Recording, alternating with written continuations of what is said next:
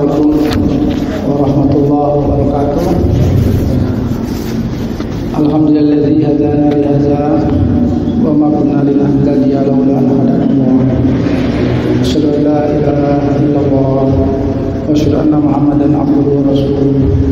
Allahumma shalli ala sayyidina Muhammad wa ala alihi wa sahbihi rasulillah ajma'in, amma ba'du. Jemaah Juhur rahimakumullah. Alhamdulillah, dengan kasih sayang Allah masih panjangkan umur, masih beri kesehatan, kita dapat bersilaturahim kembali. Hari ini kita masih dalam bulan Rajab. Kemarin tanggal 27, sekarang mungkin tanggal 29, insyaallah. Seperti mana kita ketahui, kalau dalam bulan Rajab ini ulama-ulama sering berdoa, Allahumma barik lana fi rajabana wa sa'ban wa balighna fi ramadan. Ya Allah, berkahilah kami di bulan Rajab dan juga bulan Sa'ban, sampaikanlah bulan Ramadan. Maknanya apa indah sekali doa ini. Di samping kita minta berkahi bulan Rajab sehat, lalu kita lapang dada, berpikir positif, tapi diberi kekuatan lah supaya kita sampai bulan Ramadan. Kalau ada halangan 2 April kita sudah masuk 1 Ramadan. Nah, pada kesempatan ini biasanya di bulan Rajab, ya, khususnya di negara-negara ya Islam ya, terutama di Asia ini, selalu mengadakan peringatan, ya, bukan perayaan. Ini 2 hal yang berbeda. Kalau perayaan itu lebih sifatnya tuh agak glamor sedikit. Tapi peringatan itu lebih ke tadabbur, lebih kita belajar, mengingat kembali.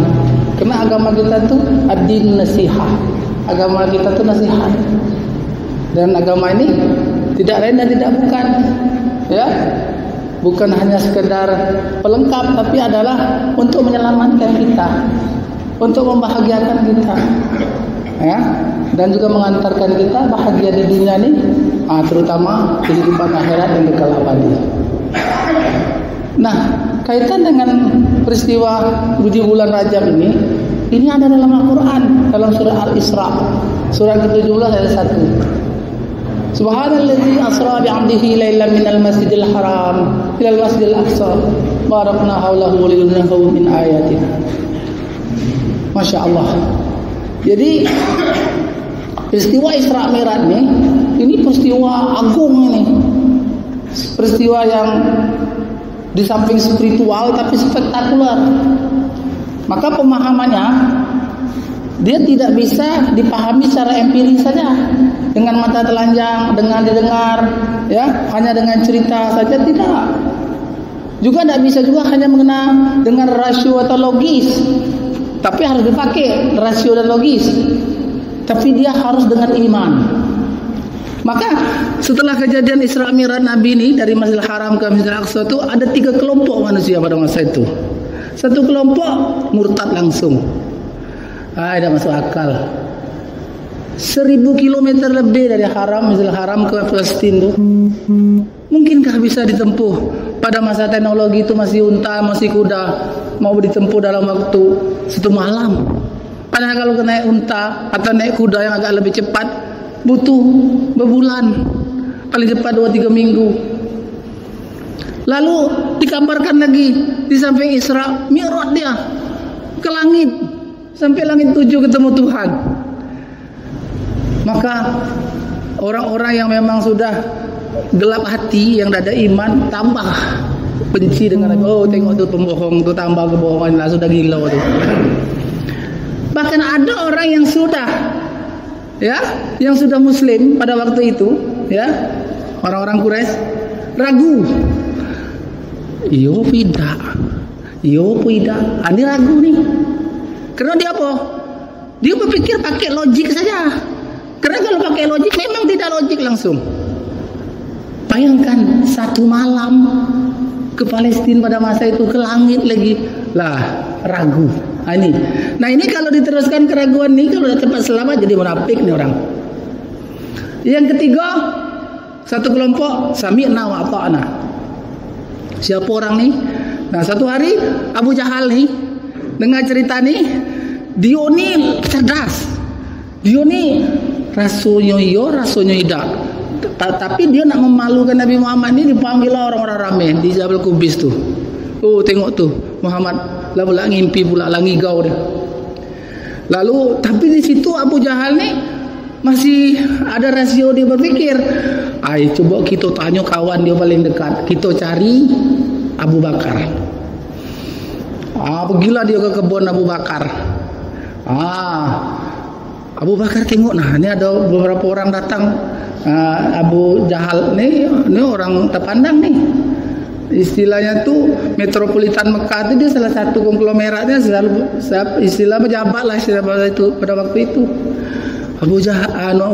Abu Bakar tengok nih, tumben nih Abu Jahal datang ke kebun aku, nak jumpa aku. Ini nak ngapo nih dengan kawan-kawannya. Ya Abu Bakar, dia tanya. Ada berita nih, diceritakanlah apa yang diceritakan Muhammad tuh, yang didengar oleh Abu Jahal tuh kepada Abu Bakar. Abu Bakar belum dengar langsung dari Muhammad. Lalu, ya Abu Bakar, kau orang yang bijak, kau orang yang dekat dengan Muhammad, macam mana pendapat kau tentang cerita-cerita tadi? Apa kata Abu Bakar? Tak usah aku ke sana. Sekarang pun aku jawab, apa yang dibilang Muhammad? Sami'na wa ata'na. Tidak mungkin Muhammad bohong, dan itu pasti terjadi. Oh, Masya Allah, mulai kuat iman sahabat yang ikut tuh. Yang tadi ragu kuat, yang masih dalam keraguan dosa-nya ya masih tetap ragu lah.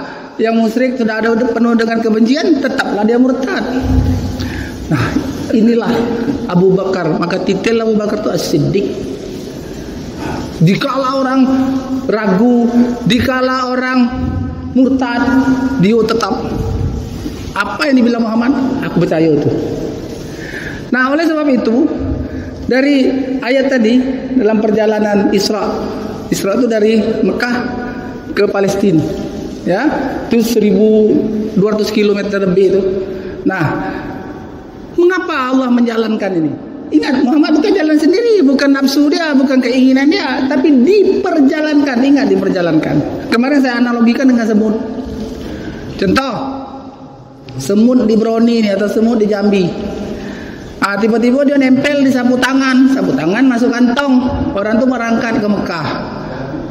Sampai di Mekah, dia turunkan sapu tangan tuh, semut tuh ikutlah turun di Mekah. Sampai Mekah ketemu dengan semut Mekah.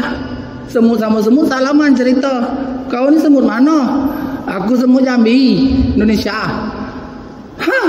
Kata semut Mekah, mana Jambi itu? Logika semut memang tak sampai. Tetapi logika manusia kalau naik kapal terbang ke Mekah kan 9 jam, lebih 10 jam lah paling lama. Berapa kilo? 10.000 kilo. Alhamdulillah saya 3 kali sudah sampai. Logika semut ke Angso 2, Masya Allah, ke Angso 2 mungkin butuh waktu beberapa hari. Tapi kalau pakai logika manusia yang naik kapal terbang 10 jam sampai ke Mekah, bukan ke Angso 2. Nah, jadi di atas logika, hanya logika manusia, inilah imaniyah, keyakinan namanya itu. Yang tidak ada kata-kata hanya empiris atau logika, dia memang harus dengan iman. Maka Rasulullah itu dia mi'raj sampai ke langit nih. Itu inilah, kalau kita tak ada iman dalam menjalankan kehidupan ini, apa yang terjadi? Kita hanya mengandalkan rasio kita. Kita hanya mengandalkan empiris kita. Contoh, yang empirisnya yang mudah. Kita pegang air, empirisnya apa? Pembuktiannya basah. Kita pegang api, pembuktiannya apa? Panas. Kalau kita cicip gula, pembuktian dengan lidah manis. Kalau kita cicip garam, pembuktian dengan lidah asin. Nah, itu empiris. Tetapi ada yang tidak dengan empirik, dengan logika. Macam mana logika tuh? 7 kali 5, 35. Zaman Nabi Adam 35. Zaman Nabi Muhammad 35. Sekarang 35. Tapi kendaraan zaman Nabi Adam, zaman Nabi Muhammad unta, kuda. Sekarang kapal terbang. Saintek berubah, tapi yang ilmu yang mutlak tak berubah. Salat subuh zaman Nabi Muhammad 2, sekarang 2, besok 2. Azan sama. Azan nih sama. Dan azan tuh indah, memanggil. Nah, berkaitan kembali kita ke Isra Mi'raj nih.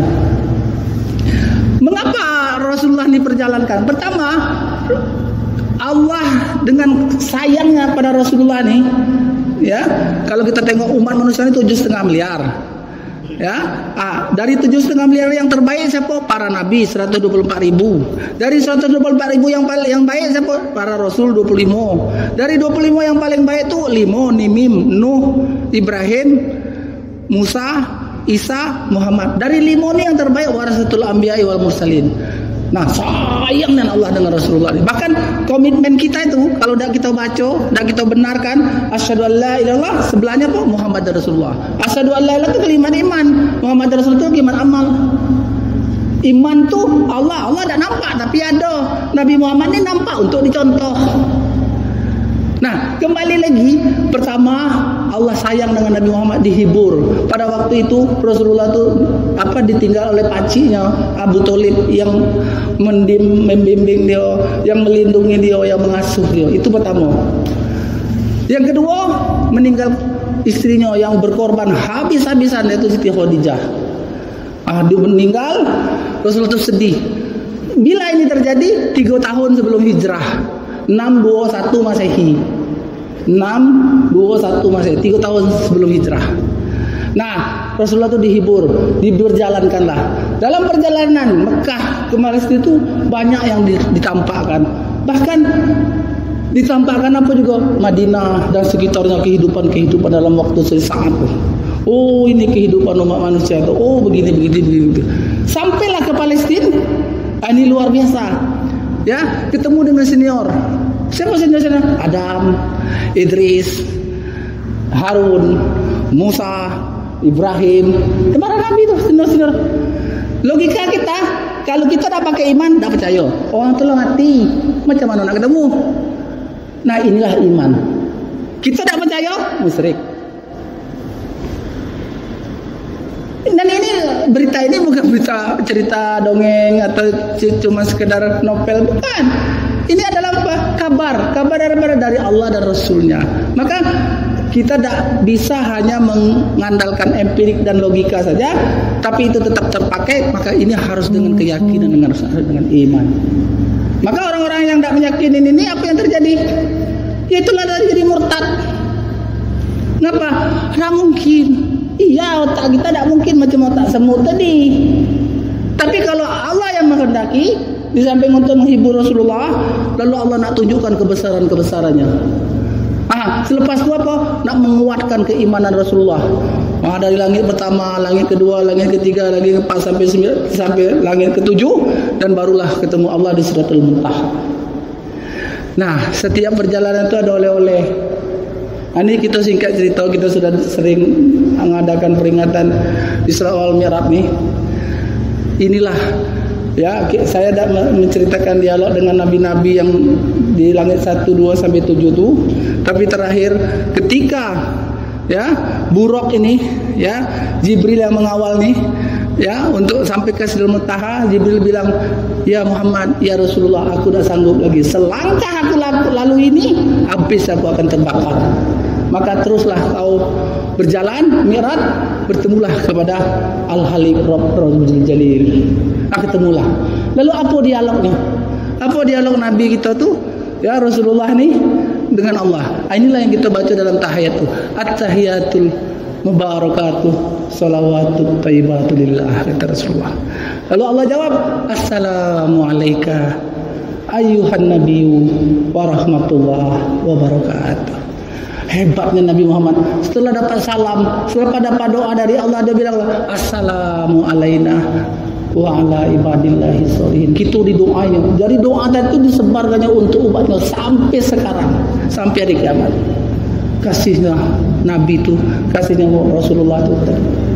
Lalu baru sentero alam jagat ini bersyahadat, asyhadu alla ilaha illallah wa asyhadu anna muhammadar rasulullah. Aku bersaksi tidak Tuhan yang berhak disembah selain Allah, dan aku bersaksi pula Nabi Muhammad sallallahu. Sebesar apalah dosa orang kafir, orang non muslim, kalau dia betul ucapkan kalimah ini, dia masuk Islam, benarkan hati dia, dosa di sebesar gunung diampuni. Dulu nak berjudi, nak berzina, nak korupsi, Allah akan ampuni dengan kalimat ini. Tapi kalau kita macam mana Pak? Di mizan. Karena kita dari awal KTP Islam keturunan tanpa pengorbanan. Mak kita Islam. Kalau mak kita dulu Nasrani, Buddha, Hindu, mungkin sama kita tuh. Nah, untunglah mak ayah kita, nenek kita Islam. Alhamdulillah Islam. Tapi kenapa saya katakan KTP? Yalah sudah Islam. Ngaji ala kadar be, tunggu waktu luang. Kita luangkan waktu, be kadang tak paham. Sudah paham pun tak amal, sudah amal pun kadang tak ikhlas. Maka kita harus semangat Isra Mi'raj ni ngaji. Kita harus apa lagi? Majelis ilmu. Kita harus lagi ikra baca. Kita harus apa? Pahami, understanding, dan kita amalkan. Ya, kalau yang tahu berbagi. Kita ajak kawan kita, bujuk rayu. Jangan ada duit, bukan itu. Nah, kembali lagi semangat Isra Mi'raj tadi. Rasulullah, ya. Apabila kita tadi non muslim ucap kalimah, ya, maka diampun. Lalu akhir kalam kita kage man akhirul kalam, ya, mangkola la ilaha illallah akhirul kalam dahul jannah. Kalau kita dapat mengucap kalimat ini dengan betul di akhir kalam kita, ini bukan mudah. Allah janjikan dengan surga. Bahkan di hadis dikatakan kalimat yang singkat ini, syahadat ini, kalau ditimbang sebelah kanan, ya, kalimat ini, sebelah kiri 7 petala langit, beratlah kalimat ini. Logika tak masuk. Tapi apabila iman kita kuat, seperti iman ulama-ulama, para sahabat, para rasul, inilah dia bahwa dunia tidak ada apa-apa. Dunia ini sementara. Kadang kita sehat, kadang kita sakit. Kadang kita muda, besok kita tua. Lalu kita punya masalah, kadang kita tertawa, kadang kita menangis. Tapi pada akhirnya kita akan kembali kepada Allah. Namun kembalilah kepada Allah dengan kalimah ini, jangan sampai lupa. Jadi bukan hanya sebicara kita ucapkan, tapi juga kita harus masukkan ke dalam hati kita. Kita buktikan dengan amal kita. Maka dalam surah Al-Asr dikatakan, amanu wa amilus solihat wa tawassaw bil haq wa tawassaw bis sabr. Pertama kita harus beriman, buktikan dengan amal yang fardu-fardu, ditambah sunnah-sunnah. Belum cukup kita bisa beramal karena ada yang mengajak dan mengajari. Mari kita saling watawassaw bil haq, saling menyampaikan kebenaran. Belum cukup, satu lagi watawassaw bis sabr, dengan kesabaran. Maka ada 3 panggilan. 1, panggilan solat melalui azan. 2, panggilan haji, itu seumur hidup sekali bagi yang mampu. 3, panggilan mati. Yang ketiga dia tidak bisa ngelak lagi. Demikianlah yang dapat saya sampaikan. Wabillahi taufiq wal hidayah. Assalamualaikum warahmatullahi wabarakatuh.